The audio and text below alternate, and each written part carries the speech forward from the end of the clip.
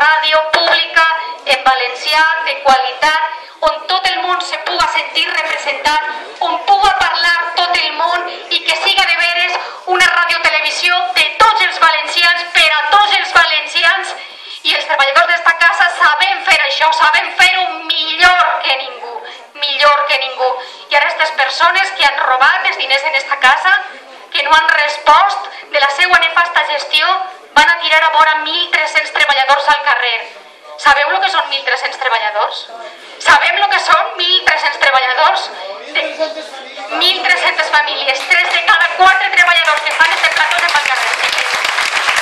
3 de cada 4. Que barbaritat.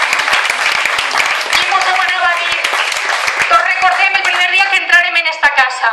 Els que entraren en l'any 89, els que entraren en el 90, en el 91, en el 92, després, quina il·lusió. Que il·lusió per el primer dia, en l'any 89, en què es va enxufar la tele i algú parlava en valencià i ens comentava, jo recordo perfectament, a Diego Braginski, que hi havia una radiotelevisió pública que parlava en valencià, que anava a informar del que pensaven els valencians, i així hi ha una persona que en aquell moment no era fàcil veure en una radiotelevisió, un president de la Generalitat, i ens anava a dir que avui no emetem una altra cosa que no sigui un president de la Generalitat, és una sessió contínua, és el que ha passat en esta casa. I tot això ho hem vist nosaltres, no ens ho ha de contar ningú. I volem lluitar per esta casa, anem a lluitar per esta casa, anem a lluitar per tots els llocs de treball